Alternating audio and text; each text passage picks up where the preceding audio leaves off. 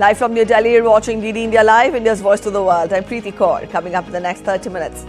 Millions take Amrit Snan at Maha Kumbh, the world's largest religious congregation at Prayagraj in India.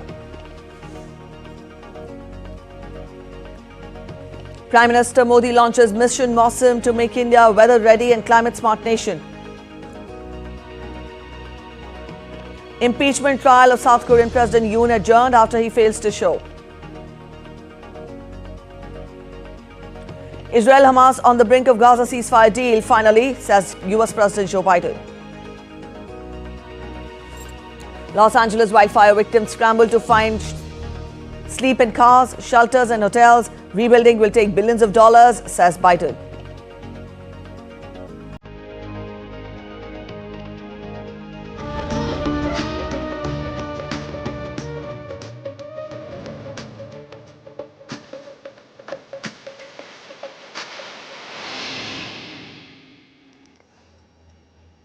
Let's get you updates from Maha Kumbh, the largest gathering of the humans on the planet.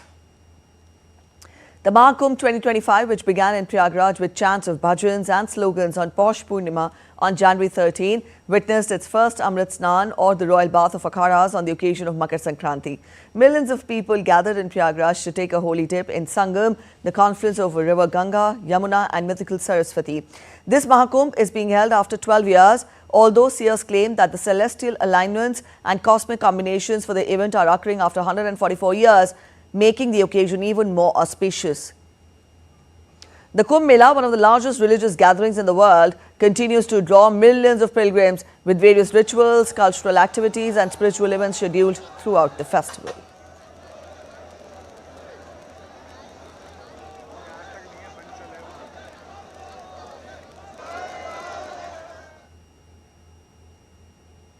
The first Amrit Snan of the Maha Kumbh took place on this morning, coinciding with Makar Sankranti. On this auspicious day, the Naga Sadhus are the first to bathe at the Sangam, followed by the general public. Sadhus or saints of the 13 akharas of Sanatan Dharma are taking a dip at Triveni Sangam today.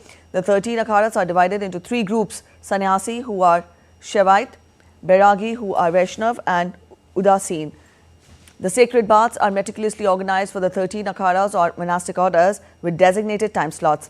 The devotees take the holy dip after the akharas take the Amrit Snan. The Amrit Snan holds immense spiritual significance, as it is believed that taking a dip at the Sangam on this day grants manifold blessings. It is believed that bathing on the day of the Amrit Snan brings immense spiritual benefits. Devotees believe it frees them of the sins and paves the way for moksha, or the ultimate salvation.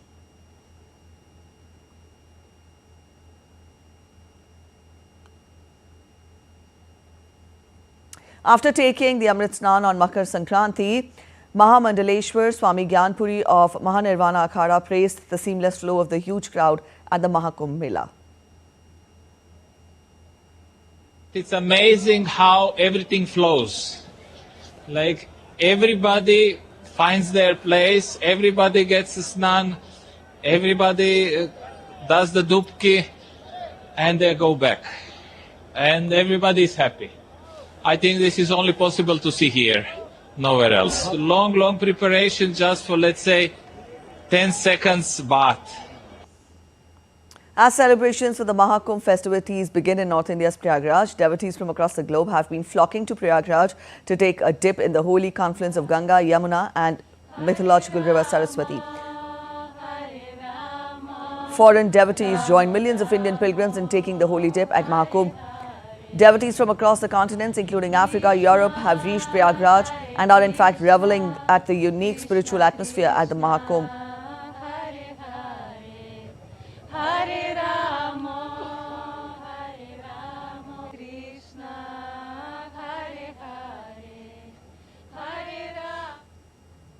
Totally immersed in the religious fervour and festivities, the foreigners say they have actually experienced real salvation and spiritual attainment here. Foreign devotees were also seen singing bhajans and hymns, adding their voices to the sacred chants of the gathering.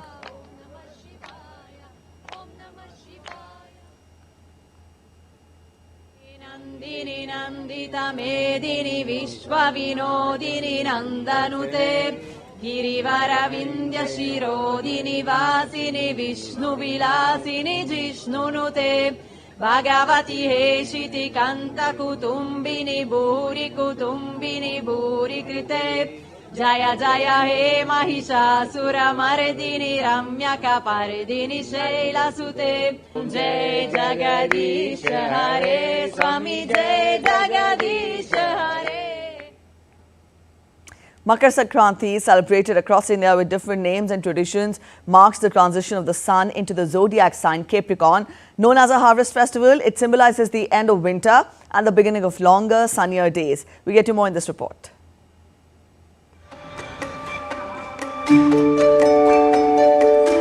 Makar Sankranti, also known as Uttarayan, Pongal and Lori in different parts of India, is a festival of joy, harvest and gratitude. The day is marked by colourful traditions, from flying kites in Gujarat to celebrating Pongal in South. The festival holds immense religious significance, the devotees taking dips in sacred rivers like the Ganga and Yamuna, offering special prayers to sun god and seeking blessings for health and prosperity. As the skies fill with colourful kites and hearts with renewed hope, Makar Sankranti is a reminder to celebrate life's transition with joy and gratitude. Down south, Makar Sankranti transforms into Sankranti Sambaralu. In Tamil Nadu, Karnataka and Andhra Pradesh, it is celebrated as Pongal and Sankranti Sambaralu respectively. It is celebrated as a 4-day festival where families decorate their homes with rangoli, also called as columns, and prepare special dishes. Holy dips are a significant part of celebrations in states like West Bengal and Bihar, where the festival is called Posh Sankranti. People gather at riversides to pray and take part in fairs. From north to south and east to west, Makar Sankranti showcases India's unity in diversity, celebrating the harvest, nature and gratitude. Kriti Vadhera's report for DD India. Showcasing culture, tradition, colours and festivities on the occasion of Makar Sankranti, renowned sand artist Sudarshan Patnaik, through his unique sand art, showcased the continuity of a rich cultural heritage.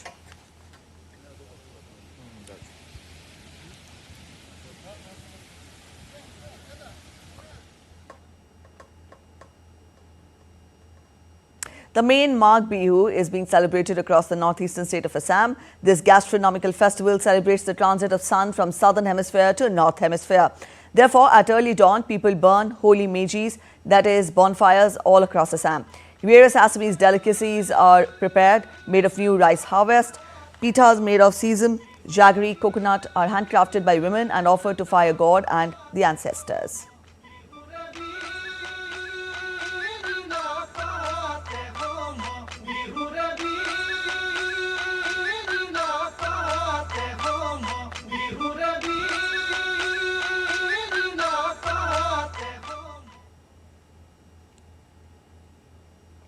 Excitement fills the air across Tamil Nadu as families celebrate Pongal, the harvest festival. The festival embodies the spirit of gratitude, bringing families and communities together to celebrate nature's bounty and welcome the new beginnings. Communities are gearing up to prepare the traditional sweet Pongal dish, a delightful concoction of newly harvested rice, milk and jaggery.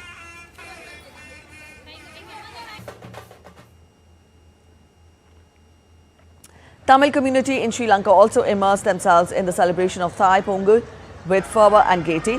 Sri Lanka's President Anura Kumara Dissanayake extended his warm wishes towards Tamil community on the occasion of Pongal.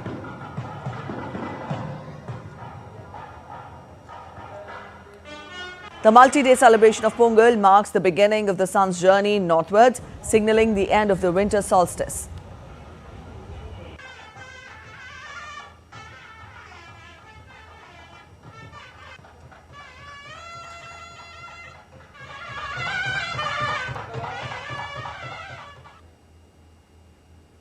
Neighbouring Nepal is also celebrating Makar Sankranti as Maghe Sankranti festival in the country. Celebrated to invoke health and longevity, people of Nepal consume energy-rich food like chaku, that is, delicacies made out of jaggery, sesame seeds, molasses, yams and ghee during the festival.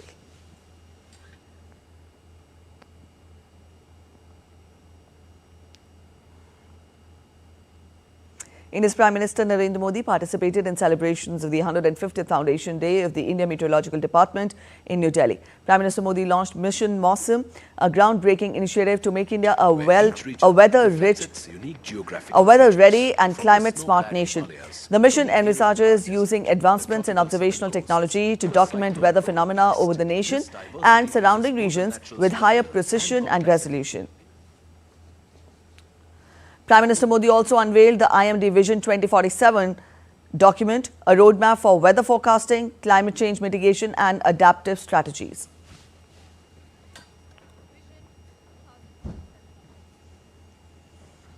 Marking 150 years of India's Met Department, Prime Minister Modi also launched a commemorative stamp and coin. In its 150 years journey, the IMD today is among one of the advanced forecasting tools and runs high-end weather models to predict various kinds of weather events. Earlier, Prime Minister also visited an exhibition covering a wide range of technologies that help in weather management and other mitigation plans. With Mission Mausam and the IMD Vision 2047, India takes a giant leap towards climate-smart future.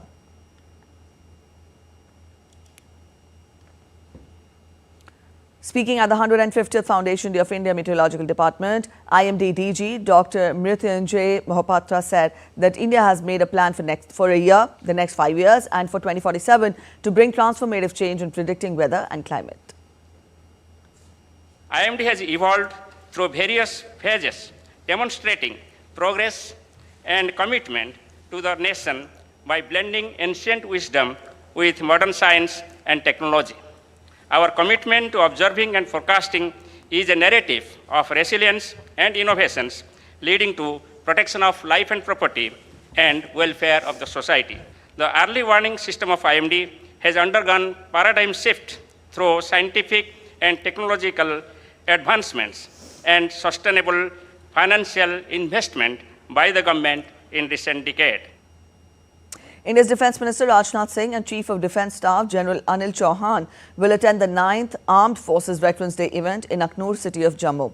The event will honour the Armed Forces veterans and Veer Naris and will be celebrated at Tanda Base.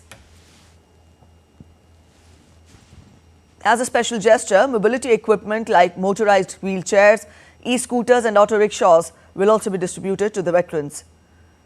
The event reflects the Army's respect and unwavering commitment to care for the war widows and veterans who served the nation with pride and dedication. Rajnath Singh will also inaugurate Aknoor Heritage Museum during his visit. And now we get to the special report on the relevance of the Armed Forces Veterans Day, filed by our correspondent Nandita Dagar. The Armed Forces Veterans Day is celebrated in India on January the 14th to pay respect to the ex-servicemen for their selfless duty and sacrifices and to reinforce solidarity towards the next of kin of these brave hearts. Wreath-laying ceremonies and veterans rallies are organized all across the country to mark the day. Armed Forces Veterans Day is celebrated on the 14th of January every year to recognize the service rendered by the first Commander-in-Chief of the Indian Army, Field Marshal K.M. Kariyappa, who retired on this day in 1953. The day was first celebrated in 2016 and it is commemorated every year by hosting interactive events in the honor of the ex-servicemen. The Defence Minister usually leads the celebrations by asserting the unwavering commitment of the Indian government towards the welfare of ex-servicemen. But the day also reminds the citizens that it is a collective responsibility of the people to treat the soldiers and their dependents as their own family and ensure that they stand with them always. The bravery, integrity and professionalism of the Indian soldier is respected and recognized not just by the whole country but by the entire world. Sagar Samvad, Vayu Samvedana and Samman magazines are yearly journals published by the Directorate of Ex-Servicemen Affairs of the Indian Navy, Air Force and Indian Army respectively. They relay information, policies and various topics of interest for the veterans. In New Delhi, this is Nandita Dagar for DD India. India's External Affairs Minister Dr. S. Jaishankar addressed the Indian diaspora in Spain on Tuesday. While addressing, the foreign minister stated that there will soon be a Spanish consulate in Bengaluru city. Moreover, he also highlighted India's position as a global leader. He stressed that having good ties with India is in the interest of many countries. There are very few countries today who are in a position to talk to Russia and to Ukraine. आपने देखा होगा हाल ही में पिछले साल प्रधानमंत्री Modi Russia भी गए 2 बार, Ukraine भी गए कीव में, who are in a position to talk to Israel and Iran. And PM Modi is able to do both. Who are in a position to be members of Quad and be members of BRICS. So this is something which is actually very, very unique. You're watching DD India Live. We're heading for a short break, but after the break, North Korea fires unidentified projectiles towards the east coast of South Korea. Oscar nominations postponed for second time amid ongoing wildfires in Los Angeles. India's harvest season begins with the festivities marked by rituals and traditions.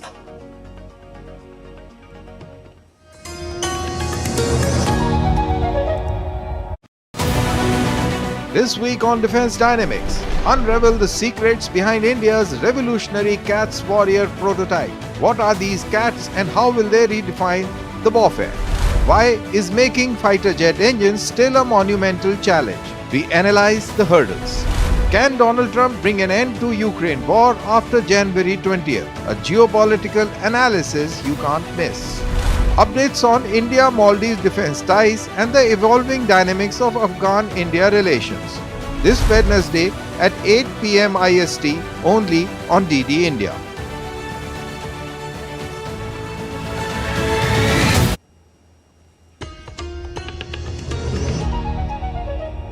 Welcome back after the break. You're watching DD India Live. New massive wildfire broke out in Southern California amid strong winds on Tuesday. Meanwhile, Los Angeles wildfires left an apocalyptic landscape. At least 24 people have died in the fires. The return of high winds threatens the hard-won progress that crews have made in containing the fires. We get you a detailed report. As flames rage across California, state and federal agencies are scrambling to protect lives and property. The wildfires, fueled by record heat and dry conditions, have scorched thousands of acres and forced widespread evacuations. However, with strong Santa Ana winds returning, California officials are bracing for new problems. Forecasters say extremely critical fire weather conditions were developing in the region, with winds already gusting to 120 kilometers per hour in parts of Los Angeles. National Weather Service said these will make new ignitions much more likely. As firefighting operations are stretched to the hilt, the authorities are also facing the daunting task to keep looters at bay. The Los Angeles District Attorney has unveiled new charges aimed at holding criminals accountable for exploiting the chaos of the disaster.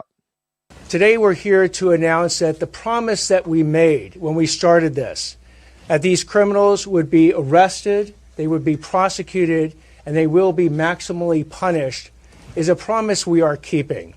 As we announced today, the charges being filed on 10 different individuals, 9 of them for looting, in both the Palisades and the Eden fires, and 1 for arson. While the fires continue to ravage parts of the state, residents remain hopeful as federal and international help pours in.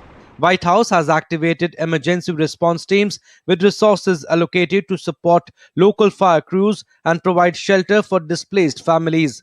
President Joe Biden has pledged immediate federal assistance but added that rebuilding will cost tens of billions of dollars. You know, although the federal government is going to cover 100% of the cost for the next 180 days for things like firefighter overtime pay, debris removal, temporary shelters, it's going to cost tens of billions of dollars to get Los Angeles back to where it was. So we're going to need Congress to step up to provide funding to get this done. And we're going to get that done, God willing. Large commercial banks, including JP Morgan Chase and Bank of America, have announced plans to ease mortgage repayment conditions for the afflicted. The entertainment and sports worlds have also stepped up to provide support. 12 Los Angeles pro sports teams on Monday pledged to donate a combined $8 million to support victims and firefighters. Help is also coming in from across the border. Mexican firefighters and equipment have been dispatched to join the firefighting ops. We are from the Emergency Response Battalion of the Secretary of National Defense and are located in Santa Lucia, State of Mexico. We are specialized rescue troops and we are here to support the population and to give our best to them. Experts warn that the situation may worsen as climate change intensifies the frequency and severity of wildfires across the region. Bureau Report, DD India. The Academy of Motion Picture Arts and Sciences has postponed the announcement of this year's Oscar nominations for a second time due to the ongoing wildfires in Los Angeles. The nominations for the film industry's highest honors will now be announced on January 23rd. They originally had been set for this Friday and then moved to January 19th. The Academy Awards telecast is still scheduled to take place on March 2nd. However, the Grammys slated for February 2nd will proceed as planned despite the devastating fires scorching Los Angeles. South Korea's Constitutional Court adjourned the opening session of the impeachment trial of suspended President Yoon Suk-yeol within minutes after he failed to attend the court on Tuesday. The next trial session is due to take place on Thursday, and if Yoon decides not to attend again, his legal team will represent him during the proceedings. The Constitutional Court must decide within 180 days whether to remove Yoon from office or restore his presidential powers. North Korea on Tuesday fired an unidentified missile towards the east coast of South Korea. South Korea's military said that North Korea fires an unidentified projectile towards East Sea.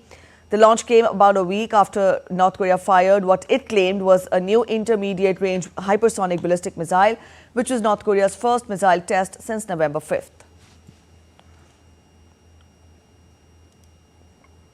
High-stakes negotiations aimed at ending over 15 months of conflict in Gaza and securing the release of hostages held by Hamas are reportedly advancing. Mediators gave Israel and Hamas a final draft of a deal on Monday after a midnight breakthrough in talks attended by envoys of both the outgoing U.S. President Joe Biden and President-elect Donald Trump. Biden said a ceasefire and hostage release deal he had championed was on the brink of coming to fruition, and Hamas said it was keen on reaching an agreement. That's it in this edition of DD India Live, but let us know your thoughts on the news of the day. For those of you on the go, you can get all the latest news and updates from India and across the world on the DD India mobile app. This app is available on both Android and iOS platforms. You can scan the respective QR codes. We'll be back with more news as it breaks here on DD India. I'm Preeti Kaur signing off, and from all of us in Delhi, thanks for watching DD India Live.